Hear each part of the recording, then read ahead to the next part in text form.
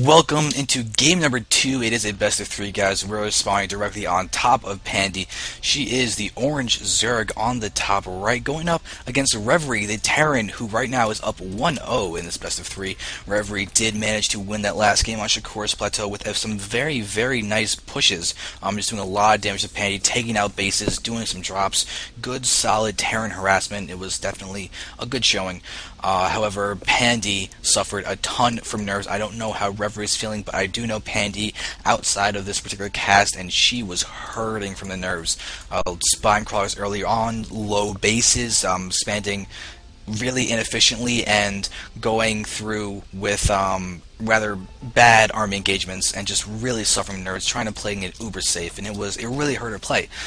Getting Bane speed late, Muta's late, Lair late, so hopefully she can calm down a little bit and give us a better showing on this map, as this is going to be a very, very, very good map for fast bases. And pretty much if she can take bases here and survive, get that Bane speed up, get those links and get those upgrades, she should actually have a much better chance than the last game. Drops are less friendly on this map than Shakur's Plateau, but while we're going to go ahead and try and observe and see what these players will be going for, to take a second to thank ESL for putting on this Iron Lady Cup. So just big thanks to them. You can definitely check them out.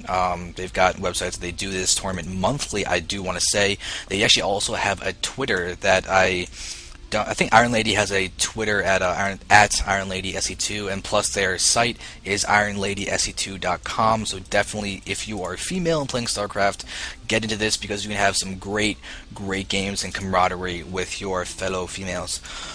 And you get to watch you play good games, and there's nothing wrong with that. It's just a win-win for everybody in that kind of situation. As we are seeing Reverie actually looking to be doing the exact same build as last time. I think their refinery was first. We'll be having the 100 gas being mined shortly. Once this barracks is done, we'll probably see that their factory going down. Once again, we do have Pandii going for this hatchery first, and there's the gas and the pool. So very stable opener, no issues at all. This is cross-spawn, so she's going to be very, very happy about that. It would be a little unfortunate if Pandii did spawn over here, as then she'd be actually expanding towards Reverie and having a very vulnerable position with this very, very close third to the main base of Reverie. Luckily, that's not the case. So now, there's a Girls of StarCraft Facebook group for anybody who wants to join, so you can definitely check them out there. I'm sure there's a lot of information, find practice partners, and you can really do just a good job of having friends, really. I mean, it's kind of a weird thing to say, have a good job of having friends, but it's always good to have more, so definitely use these outlets and take advantage of it. So there we have the drones transferring. We have the spawning pool here, not quite 100 gas for the metabolic boost. We'll see what Pandii will be going for. Queen is going down on the main, but not the natural expansion. Probably will need the metabolic boost, or the Queen come out first. Looks like the Queen will go out first. Metabolic boost, I'm assuming, will be next. And once again, Pandii keeping those drones inside the gas. I'm hoping that she'll actually utilize the gas as quickly as she mines it, as opposed to the last game where it was definitely one of the more serious mistakes that she did make. Starport going down, Reverie with the Tech Lab, and Factory going for the double Hellions. This is definitely looking like the same build that Reverie used in the last game. And if Reverie could do the same thing as the last game, she could have another win. Pandii is once again throwing down the spine crawler. Going to need to actually spread creep, and another spine going down. Definitely feeling nervous. This map, it makes a little bit more sense to get the double spine, but I'm hoping for a creep tumor to be thrown down so that we can have these spines going to a much better defensive positions and taking these two spots. And I don't think the Queen's actually pooped out, but this one could poop out a creep tumor. Just plop it down right there. Help for the defense, and we do have the first two Hellions moving out. The one spine is done, so they should be able to push back those guys. Evo Chamber has been thrown down in another position to prevent the effectiveness of these Hellions. Are going to move forward, see the spine crawler, and skirt around the edges. Oh, it's such a nice vulnerability that is being exploited by Reverie. And we see them pushing forward and probably get maybe a kill or two on those drones. Lining up the drones, no! Oh, is this Hellion just going to dive bomb right into that? No, it's going to dive bomb as getting poked in the face by a spine crawler and die. But now, looks like Pandii's going to go ahead and start attacking, but doesn't have the full surround, except on that one Hellion. Drone gets a kill. Oh, I clicked on the wrong drone to get the kill. I want to see the drone. There's the drone with the kill. Always nice to see workers that have kills. In person as a Protoss player, I love getting kills on my probes when I harass with them. But there we do see it getting handled well, and that is going to be one dead Hellion. So Pandii actually manages to defend this fairly well. Only loses a couple of drones, but for the amount of Hellions killed, definitely worth it. It takes a lot less of a map presence from the Terran, and Pandii just hanging out and chilling, staring at this command center being built. So a very important deviation from this game and the last game is the speed of this expansion coming out of Reverie. This drone is... There's a drone over here. It's kind of odd to say a drone scout at this point, but I guess Pandii's figured why not. She has it there. It gets taken out. Lair being built. Good. Gas is lower. It looks like Pandii's play is starting to look a little bit more normal. She did stop mine from the extractor. You might want to actually get that going up once again, or possibly when she just pulled her drones that ended up being harmed. And yes, spine crawlers are in a defensive position. Good stuff. So Overlord is still just chilling inside this base, and Reverie is just letting it hang out, even with these Marines there. And it looks like we'll be having a Hellion drop once again. Will there be another one? There is another one. Probably going to want to grab that to get that 4 Hellion max into the medevac, and we will be seeing that drop happening shortly. Do have a nice clump of Overlords over here. Could spread them out. Look for drops possibly. Something that Pandii could definitely do is spread some Overlords out in this direction to observe when they'll come out. And actually, this Overlord's going in the opposite direction of getting this very nice, juicy bit of scout information about those buildings. We do have Stim going down. Combat Shield has not been researched quite yet. Stim first seems to be the choice. Factory getting a tech lab on top. Probably seeing siege tank production in a moment. Looking at the drone count versus SCVs, 43 drones to 23 SCVs, much better count for Pandii. You can see the income is reflecting that as well. Looks like Pandii's going for a third base. This is so different from the last game that she played. This is much cleaner play. We're going to see the drop out going right now. Not very many units actually got killed. I don't think. You can see the worker kill count did not change because the 4th drone did get killed at the natural of Reverie. Pandii was just trying to actually trying to be able to scout with that, so it was not a harassment kill.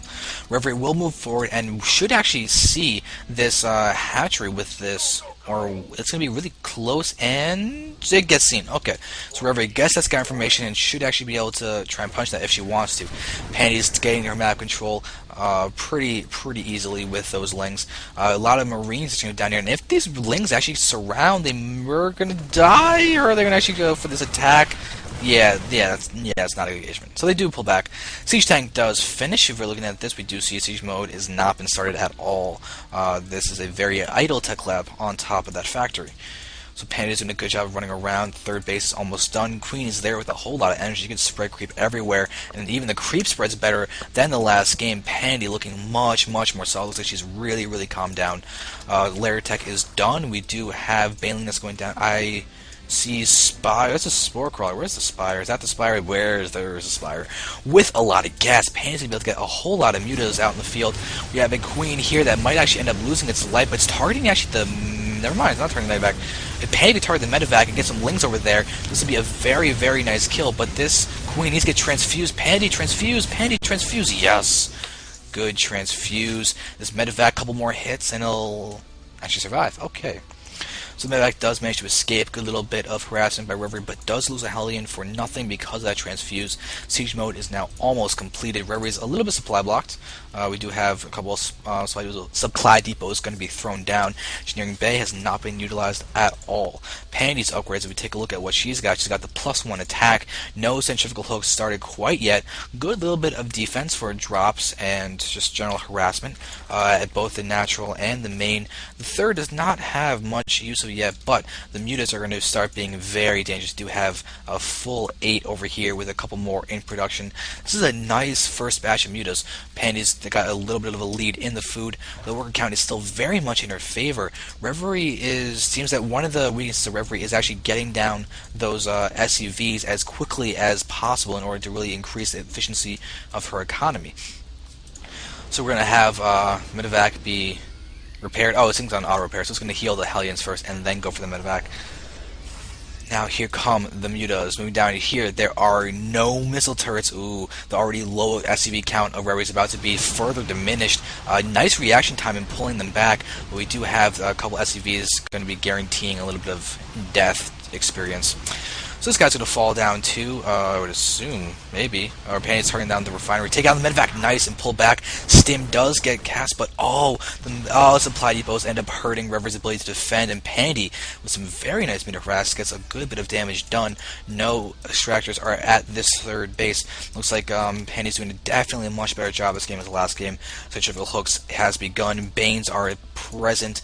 With the upgrades, where is the Evo Chamber? I guess it's at the natural expansion, as it is getting the melee attack. No carapace upgrades quite yet, but these mutas are continuing to be pesky and going to pick off a tank, possibly another one, picking another tank. Very nice harassment, pulling back, loses a muta, but for 2 tanks, that's definitely a good trade. So Pandii's doing so much better, and drones are actually, what are you doing over here, drones? That has got to be a misclick. I mean, we do have just 4 drones just chilling down here. I highly doubt 6 drones are actually pulling down here. Is there a rally point mistake?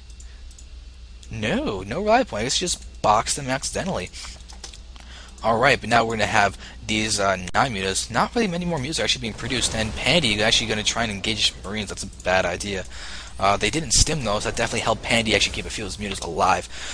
We do have mules getting called down. Now we have a small force of lings and banelings actually being used over here. The banelings going to go for the...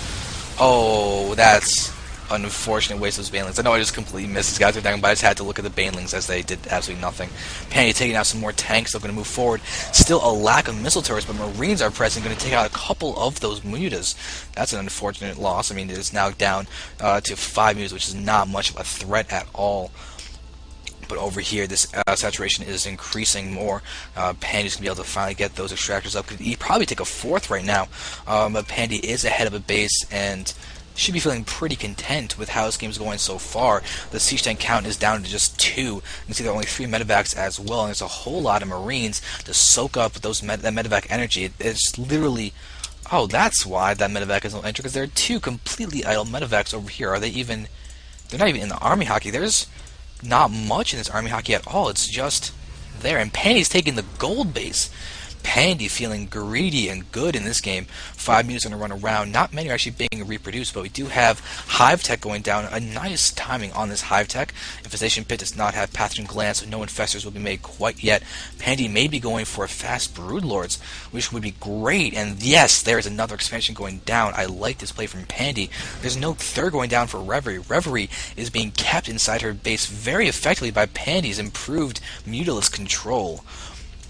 But the upgrades are going down, but no armories. That's an armory, good. So Reverie will be able to start working on 2-2 shortly. There are missile turrets now present, and this is going to be a dead reactor if Reverie does not pull back with those Marines. It seems that it's going to be a little bit late, and this thing will go down. So this gold is getting so close to being done. And actually, wait, are those... Oh, extracts going down over there, and apparently not at the gold. Moving forward, mutas are going to go ahead and take out a... Never mind, not take out the Marine, but do a little bit of damage and force more medevac energy to be used. And it seems that, once again, still only 11 Marines into the army hockey. Nothing else for Reverie. Gold has completed. I want to see some drones over there to get that crazy amount of income and minerals in that base. And it seems that... Huh? Are these guys going to the extractors, maybe? I would assume, otherwise... This should not just be a macro hatch. You want to take advantage of that income. And it looks like the missile just barely finishes, but the SCV did die, and this SCV is chilling down there. Looks like it might actually end up surviving. So Pandii has chosen to mine blue minerals instead of gold minerals. Interesting choice. I guess Pandii doesn't want to use things that would give her a great advantage. But now we have a full army hockey with all of these Marines and everything, but there are a couple SUVs. No medevacs, apparently. Unless they're going to get added now. I hope they get added. They're kind of important. So the medevacs are apparently just separate from the army. They're just there to look pretty. So yep, good. They did go for the extractors. Good. And now we got drones going to the gold. Very good stuff. And there we do have the 3rd for Reverie being an Orbital Command. Probably going to be lifted off and then heading over to the 3rd base. But this is a very late 3rd base, 20 minutes into the game. Pandii is looking solid. They have 43 food lead count over Reverie. You can see the drone count versus SCV count definitely in favor of Pandii. 69 drones to 40 SCVs, and a good little bit of harassment has been done. So Pandii is now mining from these from the gold patches, and it's giving her a nice little bit of income difference, but really it's also because she has 5 bases up that are all mining. Look at the gas income. Oh, that's so deadly for Terrans. Reverie actually doesn't even know about that gold, but there's a lot of stuff going on. And oh my god, the amount of just things that are here. And I see pushing in. Lings are going to go ahead and start getting full surround as this game starts lagging, but the huge amount of explosions and death of that army. Oh my god. So that is what you call a beautiful engagement for a Zerg. And my computer is slowing down the game. That is rather unfortunate, as that was just a crushing experience for the Terran player in Reverie. This is going to be a complete and utter death push. You got a 2-1 attack on for those melee guys, and now all of these. Oh, the Banes on the mineral line. Oh, that is just yikes. That is game. That is game. This game is done. This game is horribly done as Pandii is just wrecking. Oh my god. So Reverie doesn't really have much to do. Fungals over everything. Very nice use of these infestors, and I'm pretty sure there are going to be Brewlords out soon. The Corruptors are being made. Greater Spire is done. This is GG, and that it gets called. Alright. So that is a game. And